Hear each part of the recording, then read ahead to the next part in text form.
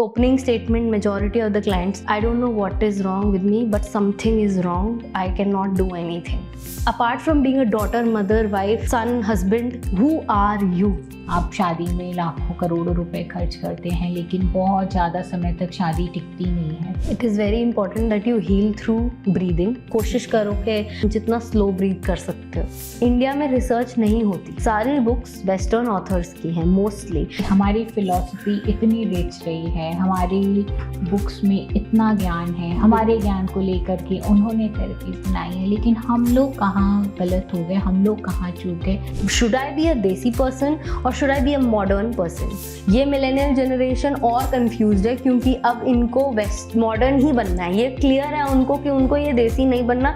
Boundaries draw करनी आती हैं, उनको समझ में आता है, बट उनको बहुत ज़्यादा रिस्पॉन्सिबिलिटी दी भी नहीं गई, उनको बहुत पैम्पर किया गया, तो उसके बाद वो जब एक्चुअल वर्ल्ड में पैर रखते हैं तो कॉन्फिडेंस का कम होता है। हाँ, definitely. Meet Mehak Chaudhary, a young trauma-informed psychologist and relationship therapist, guiding individuals through healing, emotional strength and self-understanding. Hello friends, आज की हमारी गेस्ट है महक चौधरी। महक चौधरी एक काउंसलिंग साइकोलॉजिस्ट हैं जो नोएडा में प्रैक्टिस करती हैं, फैमिली और रिलेशनशिप थेरेपिस्ट हैं, जो मनस्वत साइकोथेरेपी की फाउंडर हैं। हेलो महक। हेलो मैम, कैसे हैं आप? बढ़िया बढ़िया, आप बताओ कैसे हो? बस बढ़िया। महक, सबसे पहले आप मेरे ऑडियंस को अपने बारे में बताएं, who you are as a person. Hello audience. I am लोग मुझे दैट चिल साइकोलॉजिस्ट के नाम से इंस्टाग्राम पे जानते हैं। मैंने अपनी मास्टर्स 23 में कंप्लीट की थी। उसके बाद आई स्टार्टेड वर्किंग बहुत सारी जगहों पे काम करने के बाद now I have started my own thing. I am practising as that chill psychologist, as a counseling psychologist, family and relationship therapist, and a clinical hypnotherapist. Now very soon, by the end of this year, by God's grace, I will be starting Manaswat psychotherapy, which is in the pre-launch state as of now. And yes, I apart from doing therapy, I also take workshops for budding psychologists and run circles for our community. That is it. That is pretty much it. Professionally, personally, I love singing. I am a pretty chill person. And घूमने का शौक है, घुमाने का शौक है, और I like taking out people to nature and connecting them there. पढ़ने का बहुत शौक है. That's it. That's great. Just curious to know कि साइकोलॉजी में क्या कनेक्ट किया आपको? साइकोलॉजी में 11th में मेरे को डॉक्टर बनना था। I was all set to give my neat and everything, लेकिन फिर साइकोलॉजी, क्योंकि psychology is closest to medical biology, तो मैंने साइकोलॉजी लिया as an optional subject.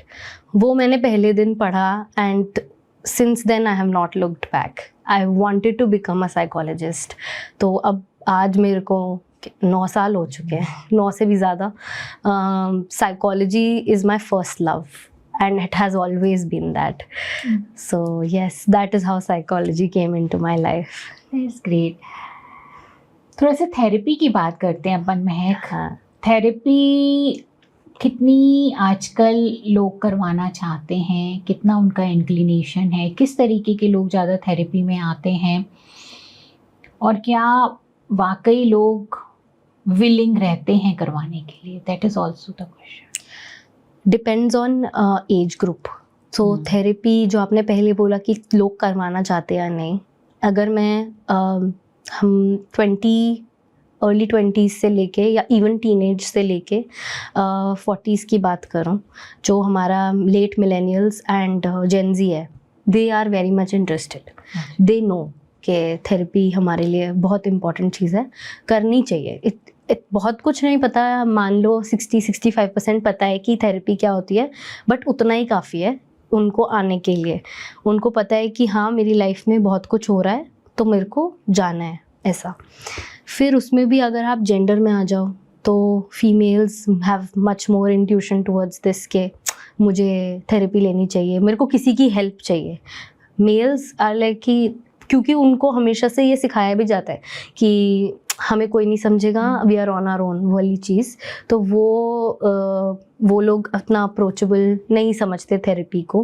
Plus therapists are in general a women dominated field, psychology is general a women dominated field. हाँ, बहुत सारी जो महिलाएं हैं जो थेरेपिस्ट्स हैं, तो मेल्स आर इन जनरल थोड़ा सा हिचकते हैं या उनको प्रॉब्लम होती है, उनको लगता है कि शायद female won't not be able to understand our perspective और a point of view. Most of the time जो भी एक फ्रेंड ने भी अगर बोला है तो उसने मुझे हमेशा यही बोला होगा कि एक कोई मेल साइकोलॉजिस्ट का रेफरेंस दे दे। सो उस तरीके से थेरेपी की नीड डिफरेंट है। उसके अलावा मैं ये नहीं कहूँगी कि जंप नहीं आया, जंप बहुत अच्छा आया है, लोग चाह रहे हैं थेरेपी में जाना, लेकिन वो जाते कब है? वो तब जाते हैं जब बिल्कुल रॉक बॉटम हिट कर चुके होते हैं, अब उनको कोई और रास्ता नहीं दिखता।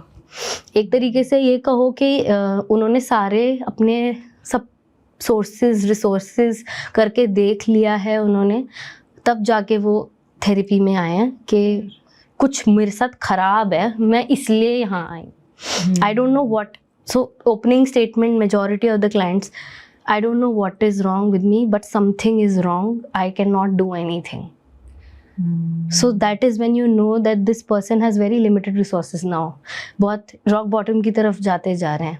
यही बच्चा या यही इंसान या यही महिला या यही पुरुष अगर या कपल अगर मेरे पास ही 3 महीने पहले या 4 महीने पहले आ जाता तो शायद यहाँ तक भी कभी पहुँचता नहीं, आगे ही बढ़ता। सो वो है कि हाँ, हम थेरेपी की तरफ जा तो रहे पर कब जा रहे हैं, वो वाली चीज़। So we use it like going to a doctor, not like a gym. Therapy should be like an exercise that you come, you do it every week, you sit with your therapist, understand yourself, talk about your life situation, rather than कि अब बिल्कुल ही आप ICU में भर्ती होने वाले हो, वैसे नहीं। So true. तो इसी बात पे हम आते हैं, जो तुम्हारा कंसेप्ट है प्रिवेंटिव थेरेपी को लेकर, right? You talked about preventive therapy. थोड़ा सा प्रिवेंटिव थेरेपी के बारे में मुझे बताओ। Preventive therapy, like I said, is like आप रोज़ एक्सरसाइज करो। आप अगर आपको ट्रैक पे जाना है तो आप एकदम से उठ के नहीं जाते ना, आप पहले पूरी तैयारी करते हो, फिर आप ट्रैक पे जाते हो। ऐसे ही सिमिलरली आपको जॉब चेंज करनी है, एक लाइफ की बहुत बड़ी ट्रांजिशन होने वाली है आपके साथ, शादी होने वाली है, बेबी होने वाला है, तो आप क्या करोगे? आप पहले उसकी तैयारी करोगे। तैयारी कैसे करोगे? आप अपने आप को बेहतर समझोगे, आप जिसके साथ वो करने वाले हो आप उनको बेहतर समझोगे, आपके पास क्या रिसोर्सेज हैं उनको बेहतर समझोगे, आप कहाँ गलत रिएक्ट करते हो, कहाँ अच्छा रिएक्ट करते हो, क्या आपकी स्ट्रेंथ है, क्या आपकी वीकनेस है तो उसको स्ट्रेंथ कैसे बनाना है, स्ट्रेंथ है तो उसको यूज़ कैसे करना है। ये सब चीज़ें प्रिवेंटिव मेंटल हेल्थ में या प्रिवेंटिव साइकोलॉजी का पार्ट है। अब मैं प्री मैरिटल में कि आप शादी करने वाले हो, अभी तक even if you are doing a love marriage, you're getting into a phase where you're going to get married to this person, तब भी आपको ज़रूरत है कि अब now what finances सॉर्ट करने हैं, इन लॉज के साथ क्या डायनामिक्स रहेंगे ये सॉर्ट करना है। अरेंज मैरिज सेटअप में तो ऑल द मोर इम्पॉर्टेंट हो जाता है क्योंकि आपको कुछ भी नहीं पता। So whatever you're doing over coffee, do that.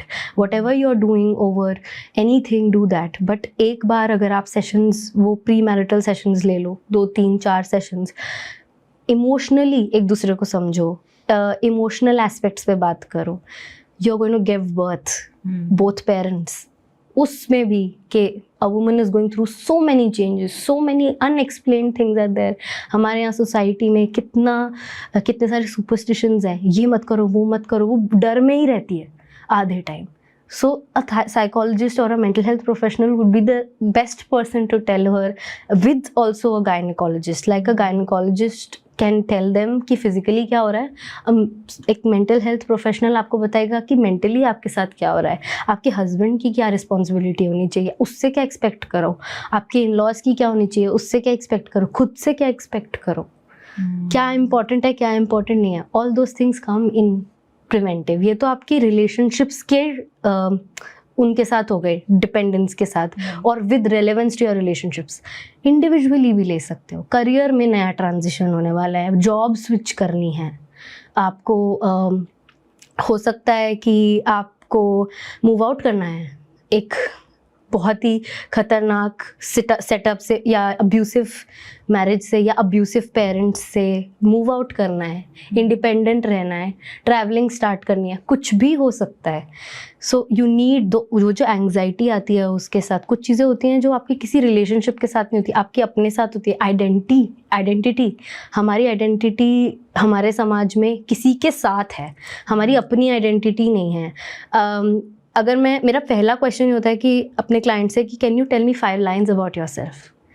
If they are able to tell me 5 lines about themselves, they still have a sense of identity. But अगर वो ये भी नहीं बोल पा रहे कि apart from being a daughter, mother, wife, sun, husband, who are you as a person, that is, for that preventive mental health comes in, for that preventive psychology comes to play. Right. So you mean to say कि अगर आप किसी भी transition की तरफ जा रहे हैं, आप बेबी करने जा रहे हैं, आप शादी करने जा रहे हैं, आप करियर चेंज करने जा रहे हैं, तो ट्रांजिशन के टाइम में ऑब्वियसली एंशियसनेस होती है, थोड़ी अनसर्टेनिटी होती है। ऐसे में खुद को समझना थ्रू थेरेपी, अपने बारे में जानना, अपने ट्रिगर पॉइंट्स को ज़्यादा से ज़्यादा आइडेंटिफाई करना, खासकर मुझे लगता है जब एक रिलेशनशिप में जाते हैं तो अपने आप को समझना बहुत इम्पॉर्टेंट है। अगर हम खुद को ही नहीं जानते तो कहीं ना कहीं हम सामने वाले से ज़्यादा उलझ जाते हैं, उनके इमोशंस जो भी वहाँ से डिमांड आती है, एक्सपेक्टेशंस आती हैं, उसमें हम खुद को भी जज करने लगते हैं और कई सारे कन्फ्लिक्ट शुरू हो जाते हैं। पर अगर खुद के लिए अंडरस्टैंडिंग है तो आप बेटर वे में चीज़ों को हैंडल कर पाओगे। तो इसलिए preventive therapy and I think before marriage तो बहुत ज़रूरी है ही है, क्योंकि आजकल हम रिलेशनशिप्स का हाल देख ही रहे हैं कि कितने आसानी से और जल्दी ही ये टूट जाते हैं। आप शादी में लाखों करोड़ों रुपए खर्च करते हैं लेकिन बहुत ज़्यादा समय तक शादी टिकती नहीं है। तो I think it's a good idea कि और सब तैयारियां करते हुए भी ये भी एक तैयारी कर ली जाए कि हम एक दूसरे को ज़्यादा समझें, खुद के लिए बेटर अंडरस्टैंडिंग क्रिएट करें, कंपैटिबिलिटी के बारे में, फैमिली के बारे में जानें। सबसे इम्पॉर्टेंट रिश्ता है वो, योर हस्बैंड और योर वाइफ और your spouse for that matter is going to take you through the birth of your children, is going to take you through the death of your parents. क्या है वो इतने बड़े बड़े life transitions में वो एक इंसान आपके साथ होगा। तो आप जहाँ पे आपने कहा लाखों करोड़ों रुपए खर्च कर रहे हो, थोड़े से और पैसे खर्च करके invest in your relationship in that sense.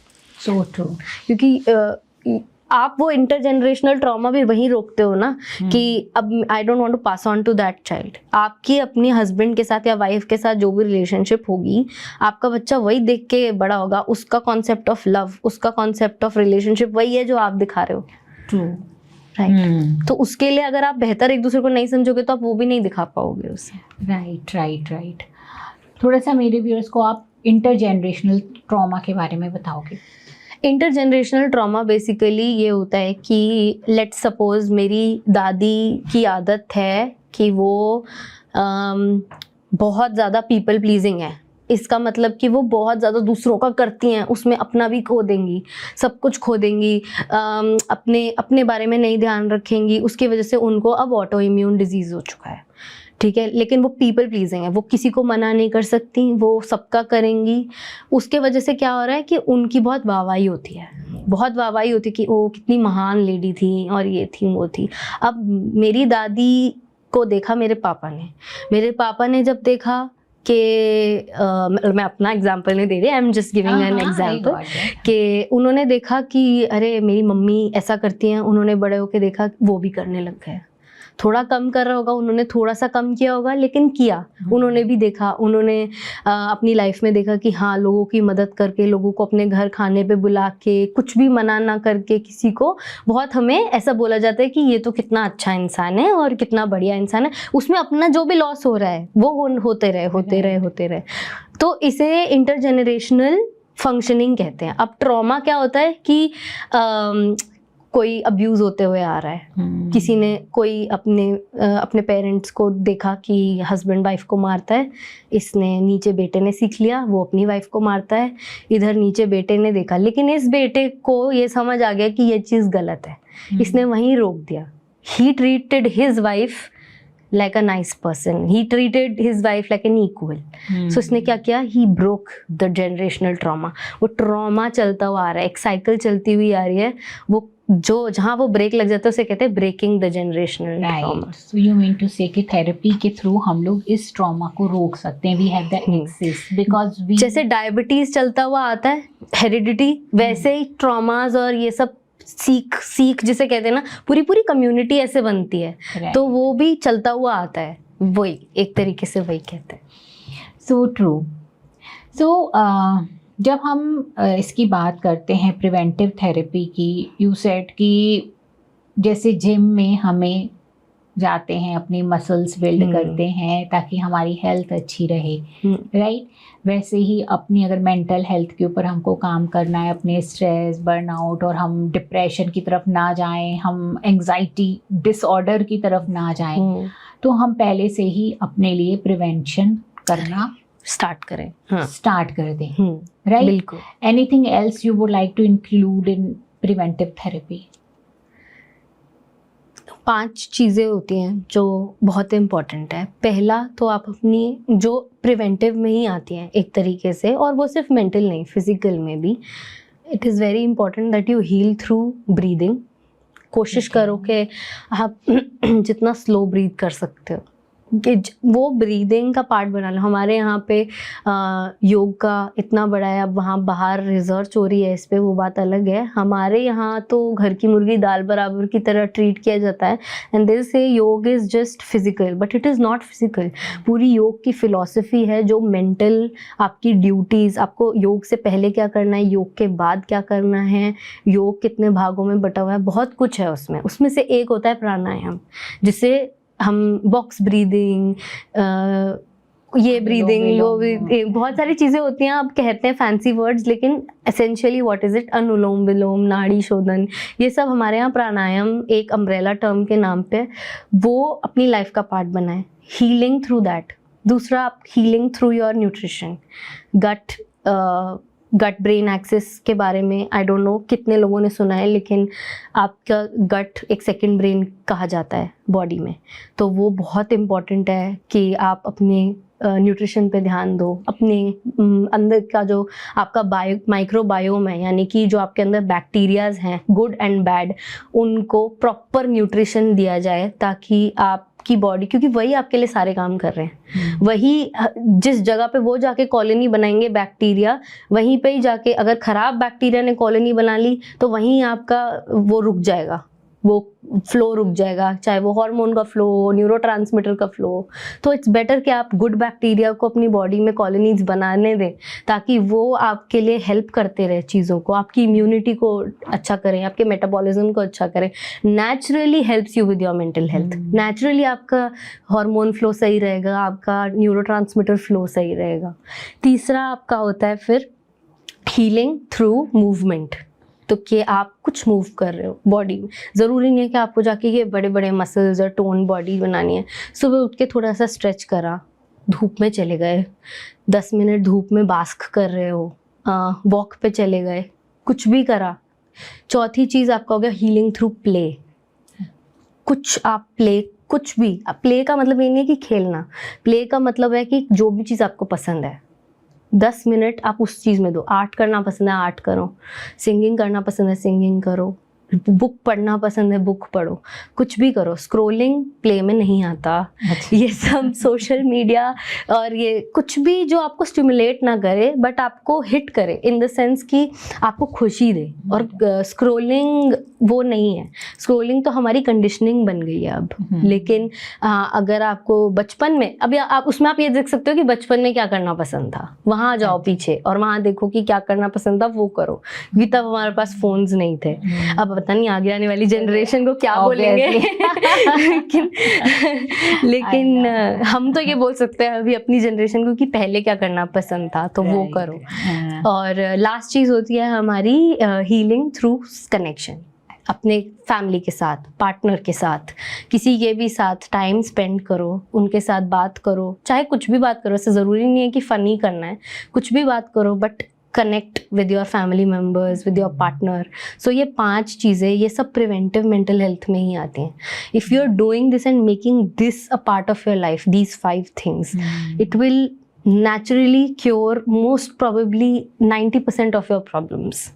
क्योंकि सारी प्रॉब्लम्स इसी से है ना. हमारा न्यूट्रिशन ठीक नहीं है, ब्रेन फॉग होता है, हमारा ब्रीदिंग, हम हाफने लगते हैं बहुत जल्दी. स्लो ब्रीदिंग करेंगे. हमारे पुराने सेंट्स कितनी टाइम तक जिंदा रहते थे, वो इसलिए रहते थे क्योंकि उन्होंने वो स्किल मास्टर कर ली थी, स्लो ब्रीदिंग की स्किल मास्टर कर ली थी. तीसरा, हम लोग अपनी पसंदीदा चीज़ ही नहीं कर रहे हैं, 9 to 5, 5 to 9 में स्टक हैं. तो वो भी है. और फिर हमारे कनेक्शंस के लिए टाइम ही नहीं मिलता हमें, ना बच्चों के लिए ना बड़ों के लिए टाइम ही नहीं मिल पाता. So true. सो अगर हम थोड़ा सा और आगे बढ़ते हैं थेरेपी को लेकर कि हमारे यहाँ जो ज़्यादातर हम थेरेपीज़ यूज़ करते हैं एज ए साइकोथेरेपिस्ट, बाहर के ज़्यादा हैं. CBT, REBT, ट्रांजैक्शनल एनालिसिस कह लो, हिप्नोथेरेपी भी कहीं ना कहीं बाहर से ही हमने लिया हुआ है, राइट, साइको एनालिसिस वगैरह. पर अपने इंडिया में देखा जाए तो हमारा अपना सिस्टम भी बहुत वास्ट और रिच रहा है. एब्सोल्युटली. इन टर्म्स ऑफ इन चीज़ों की अंडरस्टैंडिंग में, जो मैंने समझा है कि जो थेरेपीज क्रिएट की गई हैं, बाहर बनाई भी गई हैं, वो कहीं ना कहीं आइडियाज़ जो हैं वो सब यहाँ के ही ड्राइव्ड हैं, यहाँ की बुक से ही लिए गए हैं, है ना. So what would you say about जो हम लोग बहुत ज़्यादा वेस्टर्नाइज थिंकिंग की थेरेपीज़ को यूज़ करते हैं यहाँ पर, क्या ये रेलिवेंट है हमारे कंटेक्स्ट में? क्योंकि इंडियन कंटेक्स्ट इज़ डिफरेंट. यहाँ का पॉपुलेशन, यहाँ का आदमी, यहाँ का रहन सहन भी थोड़ा अलग है ना. एब्सोल्युटली. सो हाँ, coming on to your point कि आपने कहा कि कहीं ना कहीं हमारे से इंस्पायर्ड है. डेफिनेटली हमसे इंस्पायर्ड है क्योंकि बड़े बड़े साइकोलॉजिस्ट लाइक यूंग हमारे यहाँ रह के सीख के गए हैं. हम लोग ने योगा फिलॉसफी में मीनिंग, पर्पस, डिटैचमेंट, इन सब चीज़ों के बारे में कब से हमने बात की हुई है. रिटन डॉक्यूमेंटेशन है हमारे पास इन सब चीज़ों की. हमारे यहाँ प्रॉब्लम क्या है कि हम किसी चीज़ की रिसर्च करना पसंद नहीं करते, हम किसी चीज़ को स्ट्रक्चर करना पसंद नहीं करते. और वो प्रॉब्लम भी इसीलिए है क्योंकि कितना वास्ट है सब. स्ट्रक्चर भी आप करो तो कितना कर पाओ, या आप उसको सिस्टमैटिक तरीके से सिस्टम्स भी थे, लेकिन वो सिस्टम्स फॉलो करने बहुत मुश्किल है क्योंकि वो बहुत एकदम पॉइंट टू पॉइंट सिस्टम्स है और वो बहुत अच्छे हैं. करना चाहो तो प्लीज़ बिल्कुल करो. लेकिन वेस्ट ने क्या किया, हमारा जो भी फिलॉसफी था या मेन सेंटर पॉइंट था किसी भी चीज़ का, वो उठाया, उसको सिंप्लीफाई किया अपने कॉन्टेक्स्ट में, उसको सिंप्लीफाई किया, उसको स्ट्रक्चराइज किया, उस पर रिसर्च की, उसको साइंटिफिकली कंज्यूमेबल बनाया और फिर उसको बेचा न्यू एंड इम्प्रूव्ड करके. और फिर वो हमारे लिए डाइजेस्ट करना इजी था क्योंकि क्योंकि वैसे एनीवे जो भी आता है हमें वैसे भी अच्छा लगता है. और फिर वो आया तो वो बहुत इजी था कंज्यूम करना. लोगों के लिए समझना आसान है. प्रोफेसर जो पढ़ा रहा है उसके लिए भी समझना आसान है. उसके लिए योगा या संख्या फिलॉसफी पढ़ानी इतनी मुश्किल है, लेकिन CBT पढ़ानी आसान है. उसके लिए REBT पढ़ानी आसान है. ये सब चीज़ें आसान हैं उनके लिए. तो वो हमने ग्रास्प कर लिया. वो क्योंकि उन्होंने बुक्स बना दी, उन्होंने सिस्टम इतना इजीली अवेलेबल और आसान कर दिया ना हमारे लिए, बुक्स के फॉर्म में ही दे दिया. अब हमें बता दिया कि ये लो जी ICD, ये लो DSM, these are bibles of psychology and आप इसके हिसाब से चलो. वो ठीक है, लेकिन आप उसमें प्रेवलेंस रेट, आप उसमें कोमॉर्बिडिटीज ये सब देखोगे तो ये सब बेस्ट की हैं. इंडिया में नहीं है इसकी रिसर्च, इंडिया में नहीं हुआ है ये सब चीज़ें. इंडिया में रिसर्च नहीं होती. हमारी प्रॉब्लम ही ये है कि हम लोग बहुत कम रिसर्च करते हैं. हमारा इंफ्रास्ट्रक्चर सपोर्टिव नहीं है. इसीलिए जो हम बुक्स भी पढ़ते हैं, जो हमें कॉलेज में पढ़ाते हैं, हमारे एजुकेशन सिस्टम में सारी बुक्स वेस्टर्न ऑथर्स की हैं मोस्टली. इंडियन साइकोलॉजी जाके आप UGC के लिए जब प्रिपेयर करते हो ना, साइकोलॉजी में भी तब आती है इंडियन साइकोलॉजी, और उसमें भी एक यूनिट है सिर्फ इंडियन साइकोलॉजी की, और उसी में ही सब कुछ है. और सिगमंड फ्रॉइड के 10 चैप्टर होंगे, लेकिन बोस साहब का एक ही चैप्टर है, सेन गुप्ता जी का एक ही चैप्टर है, ऐसा है। तो हमें वो हम लोग नहीं कर रहे हैं, क्योंकि मेरी प्रॉब्लम ये नहीं है कि वेस्टर्न मत पढ़ो, वेस्टर्न पढ़ो, बहुत अच्छी बात है। उनका जो सिस्टम है, उनका जो रिसर्च ओरिएंटेड है, वो उनका जो साइंटिफिक करने का तरीका है हर चीज़ को, उसे उठाओ, उसको लेके अपनी इंडियन कॉन्टेक्स्ट में लगाओ और इंटीग्रेट करो उसे। So true. हम अपनी ही पॉपुलेशन के हिसाब से, यहाँ के लोगों की, यहाँ के फैमिली सिस्टम, यहाँ के कल्चरल जो हमारे रूल्स हैं, सोशल स्ट्रक्चर हैं, अगर हम यहाँ के हिसाब से कुछ रिसर्चेस करेंगे तो हम ज़्यादा बेटर थेरेपिस्ट बना पाएंगे और लोग आगे आएंगे, राइट। तो कहीं ना कहीं साइकोलॉजी को लेकर के रिसर्चेस होनी हमारे देश में सिस्टमेटिक इम्पॉर्टेंट है। बहुत अच्छी बात है कि अब नॉर्थ इंडिया में एक निम्हांस खुलेगा, इस बार के बजट में अनाउंस हुआ है। इसका डायरेक्ट मतलब ये है कि बहुत रिसर्चेज होंगी, क्योंकि एक गवर्नमेंट इंस्टीट्यूट ही ये इनेबल कर पाता है कि रिसर्चेज हों। So when this was announced, I was personally very happy, क्योंकि अब पता है कि क्योंकि निम्हांस है तो उसकी रिक्वायरमेंट है कि वो रिसर्च करेगा। तो नॉर्थ इंडिया में भी रिसर्च होगी, जैसे बैंगलोर में, साउथ इंडिया में होती आई हैं। तो वहाँ के जो इतनी क्रीमी लेयर जो वहाँ के स्टूडेंट्स हैं निम्हांस के, वो लोग रिसर्च करेंगे, so naturally it will make a difference. True. Psychology के क्षेत्र में अभी भी देखा जाए महक, तो हमारे पास जो डिमांड है वो उससे सप्लाई कम है, बिल्कुल, right. But still I would say कि बड़े शहरों में, दिल्ली, मुंबई, बेंगलोर में बहुत सारे साइकोलॉजिस्ट हैं, सैचुरेशन पॉइंट आया हुआ है। पर जो टाउन 3 और जो हमारे टाउन 2 सिटीज़ हैं, है ना, वहाँ पर हमारे नहीं इतनी अवेलेबिलिटी है, अवेयरनेस है, और लोग जाना भी नहीं चाहते हैं। ना अवेयरनेस है बहुत ज़्यादा, ना ही साइकोलॉजिस्ट हैं बहुत ज़्यादा। तो इस जो डिस्पैरिटी कह लो या ये जो डिफरेंस कह लो, इसके ऊपर कैसे काम किया जा सकता है? सो मैं अभी एक आर्टिकल भी पढ़ रही थी कि WHO के हिसाब से हर लाख लोगों पे 3 मेंटल हेल्थ प्रोफेशनल्स होने ज़रूरी हैं, ठीक है। लेकिन हमारे यहाँ पे अभी स्टैटिस्टिक है 0.7 साइकोलॉजिस्ट, यानी कि एक भी पूरा नहीं है 1 लाख के ऊपर। हमको कंसंट्रेशन और सैचुरेशन इसलिए फील होती है क्योंकि हम मेट्रोपॉलिटन सिटीज़ में रह रहे हैं। यहाँ पे हमारे पास रिसोर्सेज ज़्यादा हैं, अवेयरनेस थोड़ी सी ज़्यादा है, स्टिग्मा थोड़ा सा कम है, तो इसके वजह से यहाँ पे लोग ज़्यादा ऑप्ट करते हैं और हमको बहुत इजीली एक्सेसिबल है। ऐसा ही हो रहा है जैसे हर किसी अच्छी सुविधा का होता है, सड़कों से लेकर किसी भी चीज़ तक ले लो आप, अच्छी सुविधा सबसे पहले मेट्रोपॉलिटन सिटी में आती है, उसके बाद बाकी जगहों पे जाती है। तो वही हो रहा है अभी साइकोलॉजिस्ट के साथ भी। But thanks to this covid era that happened, as bad as it was, एक अच्छी चीज़ जो वो करके गया है, लोगों को जूम और जीमीट चलाना उसने सिखा दिया, जिसकी वजह से लोगों को ये समझ आ गया कि हाँ, ऑनलाइन भी बहुत कुछ हो सकता है और कनेक्टिविटी ऑनलाइन भी हो सकती है। सो आगे आने वाले टाइम में ये तो बहुत अच्छा हुआ है कि एक तो अवेयरनेस आजकल इंस्टाग्राम सबके पास है, सो इन पॉडकास्ट के माध्यम से, इंस्टाग्राम के माध्यम से हम वो अवेयरनेस फैला सकते हैं। और हम अब भी हम जो बात कर रहे हैं हम हिंदी में कर रहे हैं, तो बहुत लोगों तक ये ऐसे बातें जाएंगी, बहुत लोगों को ये स्टिग्मा ख़त्म होगा। तो धीरे धीरे आगे आने वाले टाइम में हम लोग Tier 2 Tier 3 तक भी रीच कर सकते हैं। हम ही लोग जो Tier 1 में बैठे हैं, हम ही लोग छोटे शहरों में लोगों को इंस्पायर भी कर सकते हैं कि वहाँ बनो साइकोलॉजिस्ट, और उन्हीं लोगों को प्रोवाइड भी कर सकते हैं services.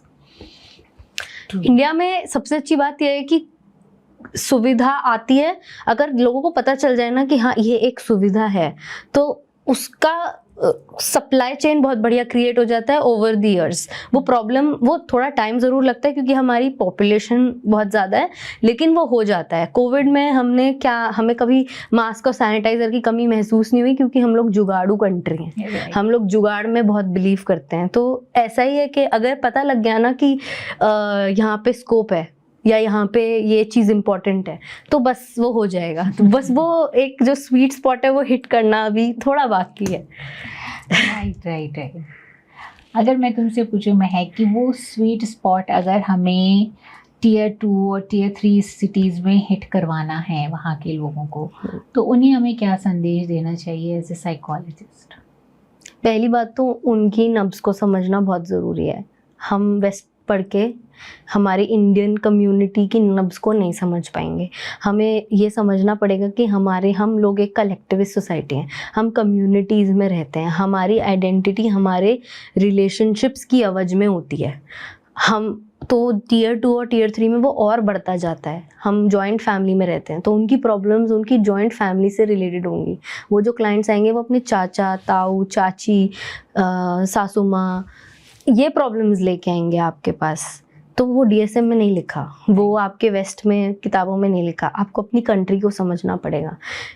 Therapists need to understand that your landscape is very different from the books that you've read. And you have to, वो चीज़ समझनी बहुत ज़रूरी है कि हमारी प्रॉब्लम्स क्या हैं। हमारी प्रॉब्लम्स हमारे रिश्तों से रिलेटेड हैं। हमारी प्रॉब्लम्स हमारी जो गरीबी और अमीरी में इतना गैप है उससे रिलेटेड है, जॉब सिक्योरिटी से रिलेटेड है, सुपरस्टिशंस से रिलेटेड हैं। ये हमारी प्रॉब्लम्स हैं। तो टियर 2 की नब्ज़ को पकड़ोगे, फिर टियर 3 की नब्ज़ को पकड़ोगे और उसे एक्सेसिबल बनाओगे। आप उनके मनी ब्रैकेट में अपनी थेरेपी को, सेशन को प्लेस करोगे। You can't charge 2000 from a tier 2 person. You have to charge the right amount from them and then vice versa for tier 3. So आपको वो flexibility देनी पड़ेगी यहाँ पे, क्योंकि बहुत डाइवर्सिटी है ना, हर जगह डाइवर्सिटी है। हर 50 किलोमीटर में जाके एक लैंग्वेज बदल जाती है। तो वो उस साइकोलॉजिस्ट को लैंग्वेज वाइज वो होना पड़ेगा। इंग्लिश में बोलते हो, हिंदी में बोलते हो, एटलीस्ट बायलिंगुअल बात करो। राइट। वो सब चीज़ें, ये सब चीज़ों पे काम होगा तो एक्सेसिबिलिटी बढ़ेगी। यही स्वीट स्पॉट है। ज़्यादा समझो, अपने शहर को से स्टार्ट करो और फिर धीरे धीरे अपने आसपास समझो क्या लैंग्वेजेस बोली जाती हैं, क्या प्रॉब्लम्स हैं। न्यूज़पेपर पढ़ो, मतलब सबसे इम्पोर्टेंट तो न्यूज़पेपर ही पढ़ना स्टार्ट कर दो। ये सबसे इम्पोर्टेंट है। Every day you need to know what is going on in your country. Right. Mahak, आपने अभी बोला कि अगर हम टियर 2 टियर 3 सिटीज़ की बात करें तो वहाँ पर ऑनलाइन थेरेपीज़ को हम एक्सेसिबल बना सकते हैं, क्योंकि ऑब्वियसली अब आफ्टर कोविड ये बहुत ज़्यादा प्रचलन हो भी गया है, लोग चलाने भी लगे हैं। जूम, माइक्रोसॉफ्ट, हर एक जना यूज़ कर लेता है। But offline and online therapy, उसमें क्या डिफरेंस है? क्योंकि ऑफलाइन थेरेपी जहाँ तक मुझे समझ में आता है उसका जो इम्पैक्ट होता है वो नेक्स्ट लेवल का होता है, राइट? जब क्लाइंट आपके सामने बैठा है, आप उसके एक्सप्रेशन देख रहे हो, आप बात कर रहे हो, आप जिस तरीके से बात कर रहे हो, आपका 1-to-1 जो कनेक्शन बन रहा है वो अलग लेवल पे प्ले करता है। तो आप कितना सक्सेसफुल होता हुआ देखते हो ऑनलाइन को, और दोनों में डिफरेंस क्या बताना चाहो? मैं एनालॉजी ड्रॉ करूँगी। अभी नेटफ्लिक्स पे भी एक डॉक्यूमेंट्री आई है, हेलो बच्चों, वो फिज़िक्स वाला जो जिनका था, तो उन्होंने फिज़िक्स वाला स्टार्ट किया था। फिज़िक्स वाला स्टार्ट करने से पहले वो यूट्यूब पे पढ़ाते थे बच्चों को, ठीक है? और उनका सिर्फ एक ही ऑब्जेक्टिव था कि उन्हें बहुत ही रिमोट गाँव में बच्चों को पढ़ाना है। अब एक टीचर एक स्कूल में पढ़ाती है, डेफिनेटली उसका एक इम्पैक्ट होता है, वर्सेस एक यूट्यूबर पढ़ा रहा है किसी रिमोट गांव में बैठे बच्चे को। पर उन तक वो शिक्षा तो कम से कम पहुंच पा रही है, उन तक वो बात पहुंच तो पा रही है कि हाँ ये कोई कॉन्सेप्ट है फिज़िक्स का, जहाँ स्कूल नहीं है, जहाँ सीरियसली ही नहीं लेते, जहाँ पे सरकारी अस्पतालों में है ही नहीं कोई मेंटल हेल्थ प्रोफेशनल, वहाँ पे कम से कम ऑनलाइन थेरेपी तो पहुँचे। प्रॉब्लम वो है कि हम एक्सेसिबिलिटी थ्रू ऑनलाइन तो बढ़ाएं जब तक हमारे पास इंफ्रास्ट्रक्चर रेडी हो रहा है। फिर जब ये लोग को इंटर्नशिप्स तो मिले, ऑनलाइन ही मिले, चाहे ये लोग ऑनलाइन ही सीखे, वहाँ बने साइकोलॉजिस्ट्स, फिर वहाँ बनेंगे तब जाके वहाँ पे उस एरिया में इंफ्रास्ट्रक्चर आएगा। इंफ्रास्ट्रक्चर आने में टाइम लगेगा, no doubt. Offline therapy is better than online therapy.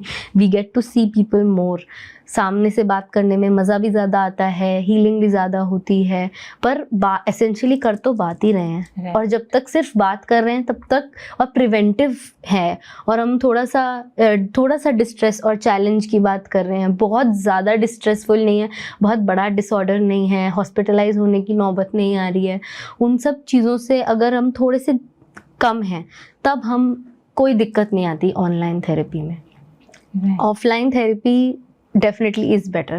It is essentially the difference between a teacher teaching you school में versus एक YouTube से पढ़ रहे हो, वैसा।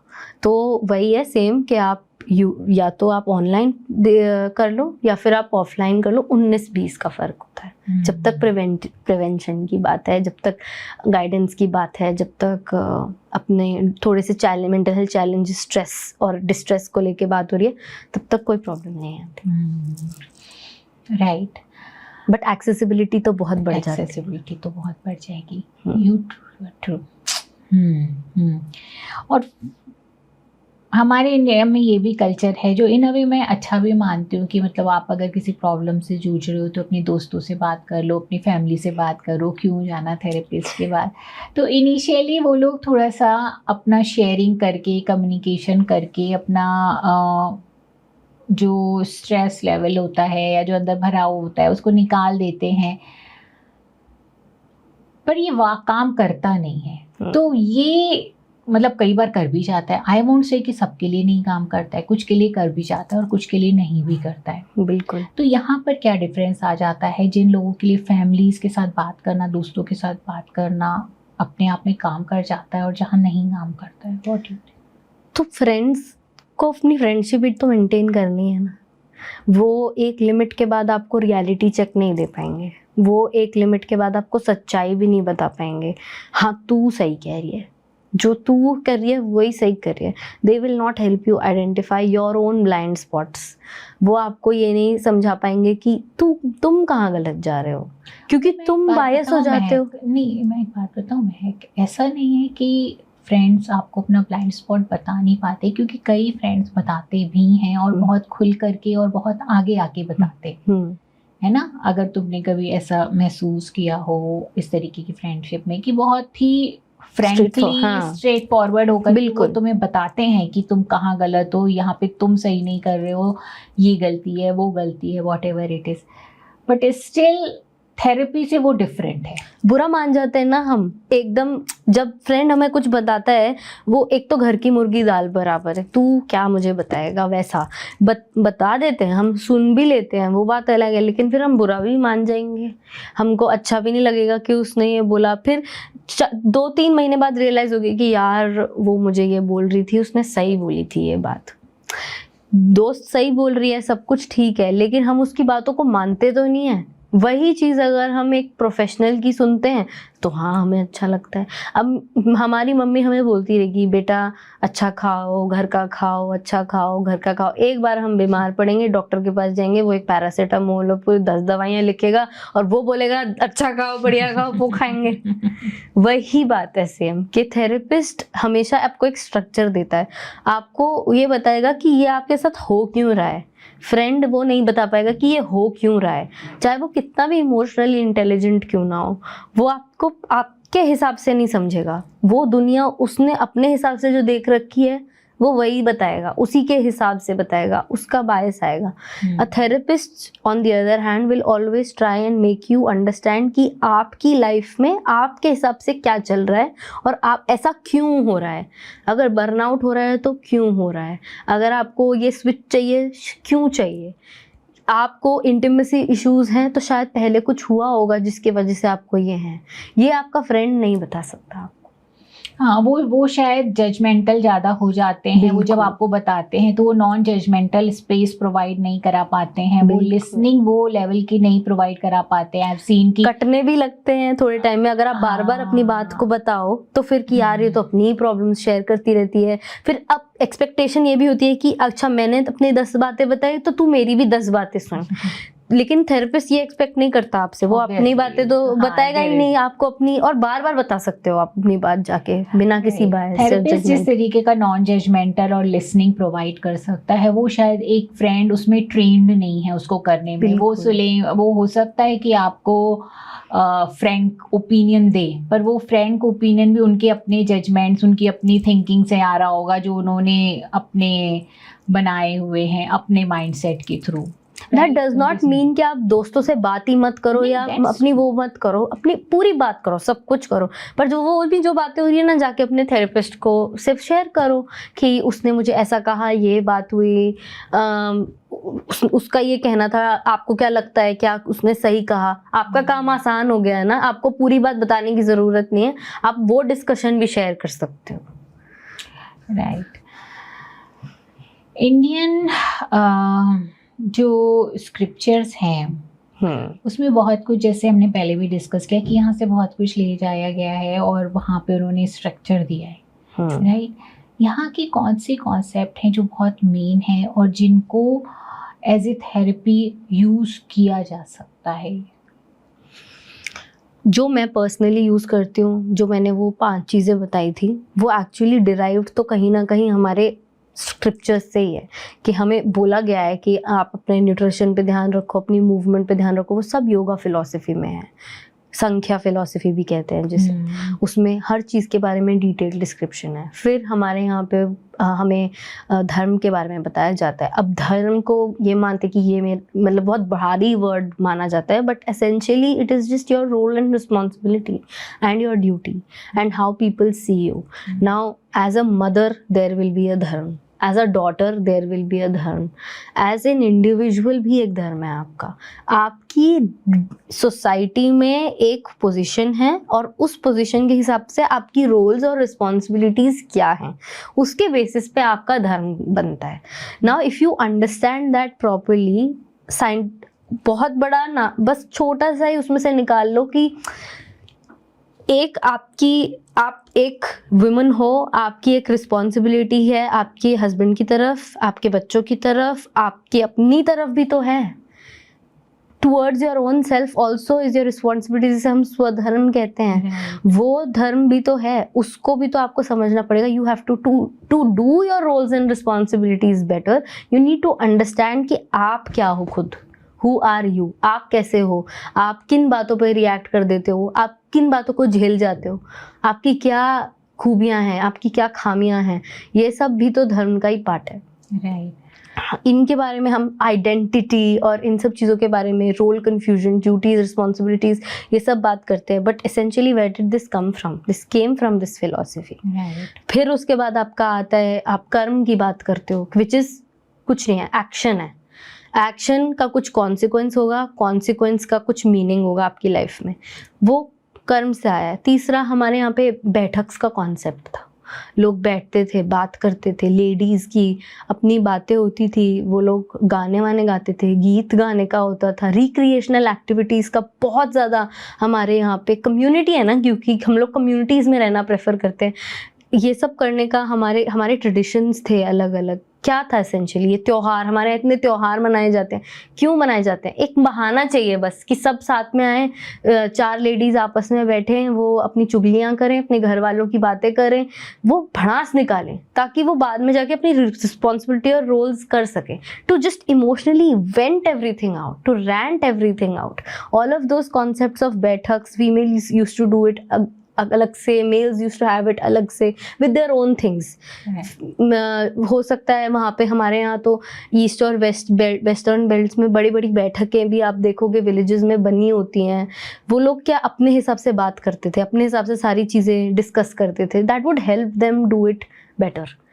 अपनी इंडिविजुअली उनको बहुत एक रिलैक्सेशन मिल जाता था कि हाँ, हमने चीज़ें निकाल दी। फिर हमारे यहाँ पे नीचे बैठ के खाने, बहुत छोटी छोटी चीज़ें, हाथ से खाने का, नीचे बैठ के खाने का, सूरज के हिसाब से टाइम टेबल फॉलो करने की, बहुत छोटी माइन्यूट चीज़ें हैं जो डेली लाइफ में इंसान यूज़ कर सकता है, and directly, not just physically, it impacts you mentally. Right.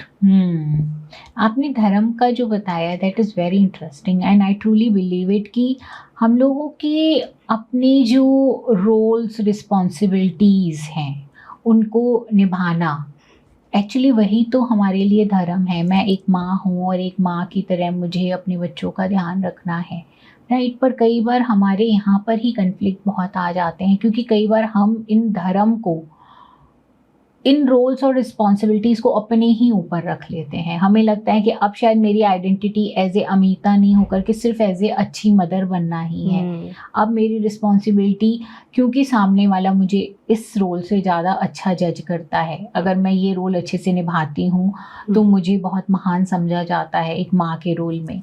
क्योंकि मैं एक अगर पत्नी का रोल बहुत अच्छा निभा रही हूँ, सब कुछ कर रही हूँ अपने पति के लिए, मेरा पति खुश है, मेरे लिए गा रहा है, तो मेरी बहुत मान इज्जत बढ़ रही है। तो कहीं ना कहीं हमने धर्म में, एक्चुअल धर्म को, रोल्स एंड रिस्पॉन्सिबिलिटीज निभाने को भी बहुत ज़्यादा पीपल प्लीजिंग एंगल दे दिया है, पीपल प्लीजिंग एंगल दे दिया है, अपनी आइडेंटिटी को उससे जोड़ दिया है। बिल्कुल। हमने खुद को, अमिता एक अमिता है, उसकी एक आइडेंटिटी है, फिर उसकी आइडेंटिटी में और आइडेंटिटीज़ जोड़ रही हैं कि एक अच्छी वाइफ भी होना चाहिए, एक वाइफ भी है, एक डॉटर भी है, एक मदर भी है, पर ये एक्सपेंशन है मेरा। हम इसको ही शायद खुद की आइडेंटिटी बना देते हैं, क्योंकि ये आइडेंटिटी में मुझे ज़्यादा नेम फेम मिल रहा है। व्हाट डू यू से? एब्सोल्युटली। मतलब हमारे यहाँ पे जैसे वेस्ट में क्वेश्चन का आंसर होगा हु एम आई, हमारा होगा who am I with respect to this relationship. हर चीज़ एक रिलेशनशिप से जुड़ी हुई है, या हर चीज़ एक रिलेशनशिप से बंधी हुई है, पर सबसे बड़ा रिलेशनशिप हमारा अपने आप से है, वो फर्स्ट एंड फॉरमोस्ट है। अगर हमें नहीं पता होगा कि हम किस तरीके के इंसान हैं, तो हमें नहीं पता होगा कि हम किस रोल में हमारी क्या ड्यूटी निभा सकते हैं, क्या नहीं निभा सकते, और कितना इम्पॉर्टेंट है उसे निभाना। हमारा अपने ऊपर कंट्रोल नहीं होगा। एसेंशियली क्या होता है, हम ओवरवेल्म इतने इसलिए हो जाते हैं क्योंकि हमें नहीं पता कि हमारे कंट्रोल में कितना है, हमारे कंट्रोल के बाहर कितना है। और वो सब तभी हो सकता है जब हम स्वधर्म को समझें। और स्वधर्म समझने का मतलब है कि your duty towards your own self, your duty towards your own self comes from your self concept. समझने से आपको अपनी ड्यूटी का पता चलेगा। अपनी ड्यूटी का पता चल गया तो आप उस ड्यूटी को उठा के, मैं एक इंसान हूँ, मुझे खाना बनाना आता है, मैं एक साइकोलॉजिस्ट भी हूँ, मेरे को लोगों से बात करनी अच्छे से आती है, मेरे को बच्चे बहुत पसंद हैं, तो ये मेरा सेल्फ कॉन्सेप्ट हो गया। विच मीन्स कि I will be maybe a good person who likes to cook, so maybe my in laws will be happy from me, my parents will be happy from me. I like talking to people, मेरे को लोगों से बात करना, उनकी problem solve करना अच्छा लगता है। आई विल बी गुड साइकोलॉजिस्ट। मेरे को बच्चे पसंद है, शायद आई will be a good mother. तो ये मेरे को पता था अपने बारे में, ये इन्फॉर्मेशन थी मुझे अपने बारे में, इसीलिए मेरे को पता है कि ये रोल्स मेरे लिए सही हैं। और मेरे को बर्तन मांजने से चिढ़ है, तो I would not like it, so maybe I can, what resources can I do, I can maybe hire a maid. तो ये हेल्प करता है आपको पता आइडेंटिफाई करने में। Essentially as a data analyst सोचो, आपको अपने बारे में डेटा गैदर करना है कि मेरा क्या डेटा है, और फिर उस डेटा को मैं कैसे डिपोर्ट कर सकती हूँ अलग अलग रिलेशनशिप्स में। अगर मेरे पास कोई चीज़ लैकिंग है तो मैं इसमें क्या रिसोर्स डाल सकती हूँ अपने लिए, लाइफ बहुत आसान हो जाती है। Right. हम अननेसेसरीली चीज़ों को कॉम्प्लिकेट कर देते हैं और फिर हम अपने ही ट्रैप में फंस जाते हैं। तो धर्म हमें यही सिखाता है, do not unnecessary complicate things, understand yourself, start from yourself and then spread out, rather than spreading out first and then getting overwhelmed कि अब मैं क्या करूं। Rather than doing that, just concentrate अपने अंदर and फिर बाहर branches निकलो। वो ज़्यादा इम्पोर्टेंट है। Very good. And then you talked about action, karma, right? Action karma का consequences, we make meaning out of those consequences, right. आज मैंने अपनी डॉटर को मान लो प्यार से बात करी या वॉटएवर, और वहाँ से जो भी रिस्पॉन्स उसका कॉन्सिक्वेंस आया, उसका कुछ मीनिंग मैंने बनाया, है ना, या मैंने उसको डांटा और उसका जो भी रिस्पॉन्स आया उसका मीनिंग बनाया। तो हर एक एक्शन का हमारा एक कॉन्सिक्वेंस होता है, और उस कॉन्सिक्वेंस को हम लोग कुछ ना कुछ मीनिंग बना करके वहाँ से अपने लिए डिसीजन बनाते चले जाते हैं, अपनी लाइफ के बिलीफ सिस्टम को फॉर्म करते चले जाते हैं। इसीलिए शायद हम लोग एक अपने आप को, जो तुमने ट्रैप की बात की, बहुत सारे ट्रैप्स के अंदर फंसा लेते हैं। मेरी डॉटर मुझसे खुश है तो that means I am a good mother, meaning मेरी डॉटर ने मेरे ऊपर चिल्लाया मतलब कहीं कुछ गड़बड़ है, either she is not good और आई एम नॉट गुड। तो ये essentially everything is coming from a कर्म, राइट। किसी काम। अब कर्म को हम ऐसे बोलते हैं कि कर्म को हमने जोड़ दिया बहुत बड़ी चीज़ में, कि फलों में जोड़ दिया कि अच्छे कर्म करो बुरे कर्म करो। कर्म इज़ न्यूट्रल, हर चीज़ एक कर्म है। मैं बोल रही हूँ ये भी एक कर्म है। ये जो कर्म मैं कर रही हूँ इसका एक कॉन्सिक्वेंस होगा कि लोग एजुकेट होंगे, लोग अवेयर होंगे तो उनके अंदर वो चीज़ धारण होगी, वो मीनिंग बनाएंगे। 10 लोग 10 अलग अलग तरीके से इंटरप्रेट करेंगे। बचपन में मेरे साथ मैंने इस पे पैर मारा, मेरे को चोट लगी, अब मैं साइड से चलूँगी हमेशा। मेरा एक बिलीफ सिस्टम बन गया, उसका कुछ कॉन्सिक्वेंस था, उसका मैंने मीनिंग बना लिया, मेरा बिलीफ बन गया। वो बिलीफ ने मेरा एक कॉन्सेप्ट बना लिया, मैंने अपने बारे में एक कॉन्सेप्ट बना लिया। अब वो कॉन्सेप्ट का डायरेक्ट कॉन्सिक्वेंस होगा मेरे कॉन्फिडेंस पे, उस कॉन्सेप्ट का डायरेक्ट कॉन्सिक्वेंस होगा मेरी बाउंड्री मेकिंग एबिलिटी पे, कि मैं किसके साथ कैसे बाउंड्रीज बनाती हूँ।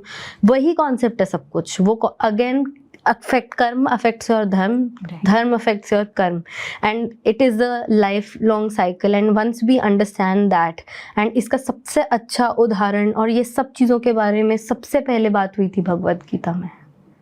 That was essentially, कहा जाता है कि it was the first therapy session ever that happened essentially, क्योंकि क्या हो रहा था, Arjun was in distress, anxiety थी। उसका पहला वर्स ही ये है कि वो एंग्जाइटी में था, उसको पसीने आ रहे थे, वो हाँफ रहा था, और वो गॉड से क्वेश्चन कर रहा था, कृष्णा से, कि ये क्या हो रहा है मेरे सामने, मेरे ही अपने लोग हैं, ये तो धर्म के अगेंस्ट है। And then he told him about swadharma and about dharma towards all of the other things.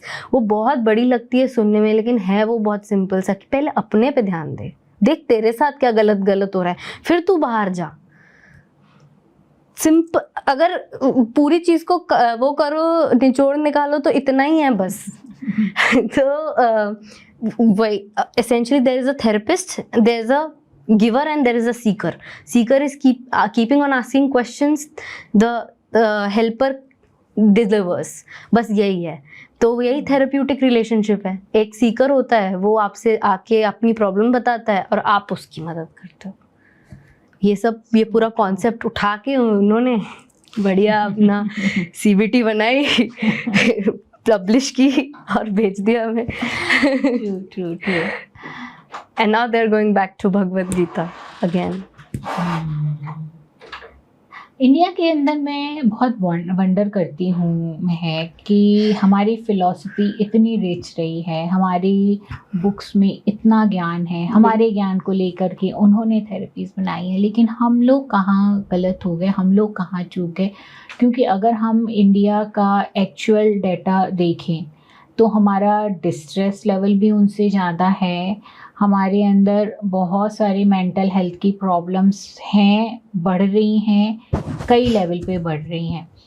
तो क्या वजह है कि हम अपने ही फ़िलॉसफी को, और ऐसा नहीं है, हमारे बड़े बूढ़े भी जब बात करते हैं उनके अंदर ये फ़िलॉसफी हमें ट्रांसफ़र होती है, पर हम उस रिसीविंग एंड में भी कई बार नहीं रहते हैं कि हम उनकी एक्चुअल बातों को ले पाएँ, राइट। तो कहीं ना कहीं इन अ वे हमने अपनी जड़ों को छोड़ दिया, हमने बाहर से सीख करने लग गए चीज़ें, और हमने खुद की ही चीज़ों को छोड़ दिया।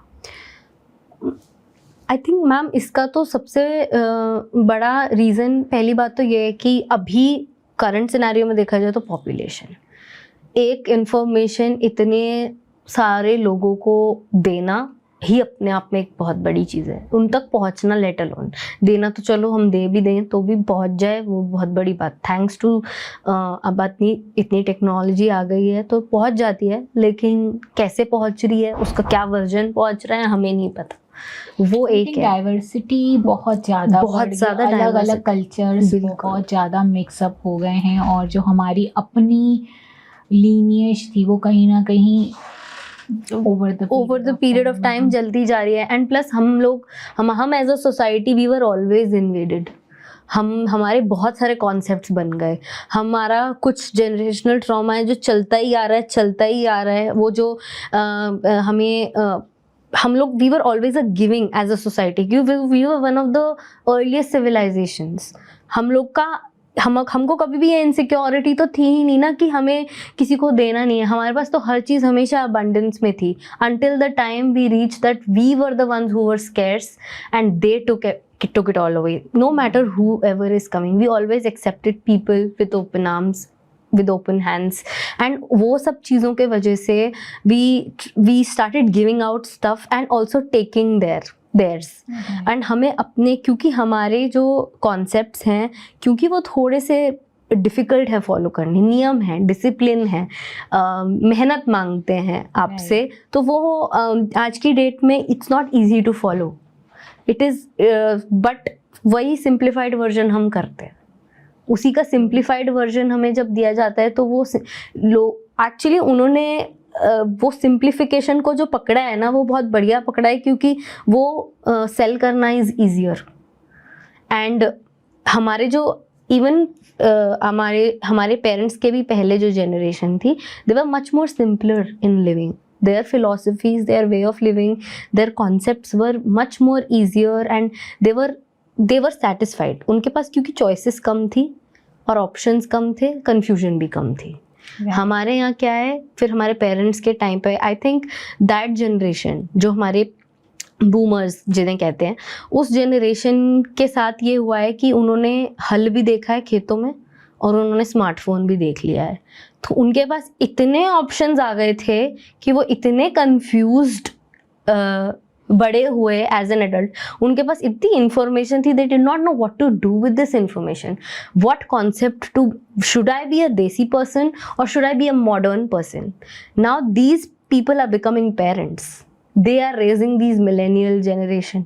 ये मिलेनियल जनरेशन और कंफ्यूज्ड है, क्योंकि अब इनको वेस्ट मॉडर्न ही बनना है। ये क्लियर है उनको कि उनको ये देसी नहीं बनना, क्योंकि इनके पेरेंट्स ने इन्हें ठीक से समझाया नहीं कि क्या देसी है और क्या मॉडर्न है, ये नहीं बताया।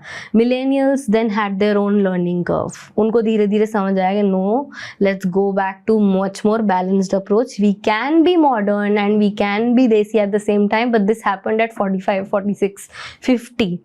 फिर इनके बच्चे जो जेन ज़ी हुए, उन्होंने अब जाके ये देखा है कि नहीं, let's go back to our roots, let's go back and see. And वो I think this generation that is coming, Gen Z, ये generation is again balanced. So हमारा वो वाला कर्व गया है कि हम लोग एज अ सोसाइटी एक डाउनफॉल आया था और अब फिर से उठ रहे हैं, क्योंकि अब हम we are trying to get our, वो किससे कहते हैं ना, lineage back, get our inheritance back. We people are going back to spirituality, people are going back to basics basically. तो सारी कहानी नरेशन की और नरेटिव्स की है, परसेप्शन की है। बट आज तुम बोल रही हो कि जेन ज़ी बैलेंस है, तो कल कोई आता है मेरे सामने बैठता है, वो कहता है कि जेन ज़ी बहुत ज़्यादा स्ट्रेस्ड आउट हैं, उनको पता ही नहीं है, उनसे ज़्यादा कंफ्यूज कोई नहीं है, एब्सोल्युटली ओवरवेल्म्ड है एज अ सोसाइटी। अब भी वो ओवरवेल्म जाने में टाइम लेगा, लेकिन उनको ये रियलाइजेशन तो कम से कम कंफ्यूज्ड हैं डेफिनेटली, लेकिन वो कंफ्यूजन धीरे धीरे जाएगी ना। इंटरजनरेशनल ट्रॉमा की बात की थी, इंटरजनरेशनल पैटर्न्स की बात की थी, हमारे बूमर्स से स्टार्ट हुआ था वो कंफ्यूजन, आज तक चल रहा है और चलता रहेगा।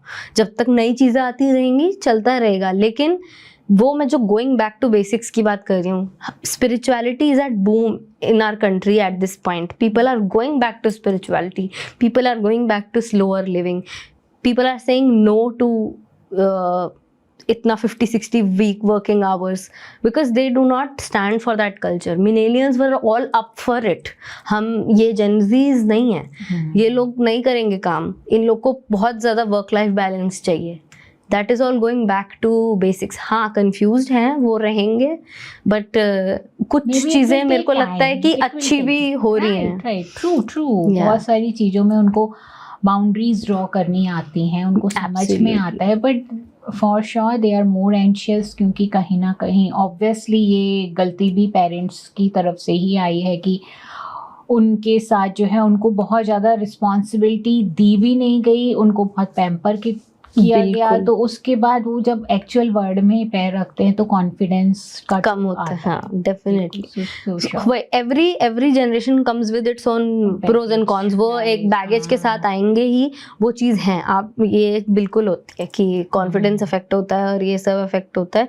पर क्योंकि अब इन बच्चों को डांटा नहीं जा रहा, इनको एक्सप्लोर करने दिया जाता है, तो इनका सेल्फ कॉन्सेप्ट भी अच्छा होता है. इनको पता है कि मुझे ये पसंद है, ये नहीं पसंद. बिलीफ सिस्टम भी अच्छा होता है. कई बार पैम्परिंग की वजह से, एक्सट्रीम होने की वजह से वही चीज़ खराब भी हो जाती है. तो वो तो हर जनरेशन में आके हमें वो एक स्पेक्ट्रम पूरा देखने को मिलता ही है. तो बट अच्छी बात है. I think that is what should happen. हर जगह वैरायटी होनी चाहिए. That is what shapes society. So true. बहुत सारी हमने बातें की महक. हमने थेरेपी, प्रिवेंटिव थेरेपी की भी बात करी, हमने इंडियन साइकोलॉजी की भी बात करी, कैसे इंडियन कॉन्सेप्ट्स हमारे साइकोलॉजी में यूज़ किए जा सकते हैं, इसकी भी बात की. At the end of the session तुम मेरे व्यूअर्स को क्या बताओगे?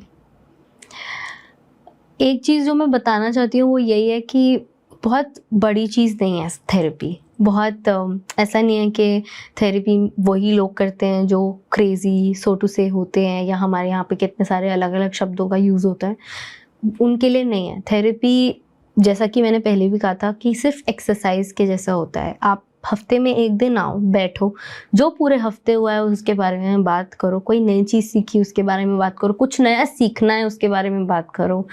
कुछ लेके जाओ थेरेपिस्ट से, नई नई टेक्निक्स लेकर जाओ, उसको अपनी लाइफ में अप्लाई करो. अपनी बैगेज को निकालो और नए नए कॉन्सेप्ट्स को सीख के जाओ. That is all therapy is. कोई बहुत बड़ी चीज़ नहीं होती कि मैं बहुत परेशान ही हो जाऊंगी या हो जाऊंगा मैं तभी जाऊंगा थेरेपी में. एक पिज़्ज़ा के पैसे जितना एक थेरेपी का सेशन होता है. आप लोग महीने में या 2 महीने में एक बार जाते होगे. प्रिवेंटिव के लिए उतना ही इम्पोर्टेंट है. हफ्ते में एक बार जाना भी ज़रूरी नहीं है. ऐसा नहीं है कि हफ्ते में एक बार जाना ही जाना है. 2 हफ्ते में एक बार चले गए, 3 हफ्ते में एक बार चले गए, महीने में एक बार कैचअप कर लिया अपने साइकोलॉजिस्ट के साथ. Just like you get your blood work done, वैसे ही जाना है. So true, so true. Thank you so much. बहुत अच्छा लगता है मुझे यंग साइकोलॉजिस्ट इतने ब्राइट और इतना सब कुछ आप लोगों को पता है. बहुत देख के खुशी होती है कि हमारा फ्यूचर साइकोलॉजी में डेफिनेटली ब्राइट है. Fingers crossed. Thank you so much to have me, ma'am. It was lovely. आज की अगर हमारी ये कन्वर्सेशन आपको पसंद आई है फ्रेंड्स, तो मेरे चैनल को सब्सक्राइब जरूर करिएगा, क्योंकि आपका सब्सक्राइब करना हमें मोटिवेट करता है इसी तरीके का और कंटेंट बनाने के लिए. फ्रेंड्स, मेंटल हेल्थ की अवेयरनेस होना बहुत ज़रूरी है. ऐसे में मेरे चैनल को ज़्यादा से ज़्यादा शेयर करिए अपने परिवार वालों के साथ, अपने फ्रेंड्स के साथ, बिकॉज यू नेवर नो, किसी के लिए भी ये हेल्पफुल हो सकता है.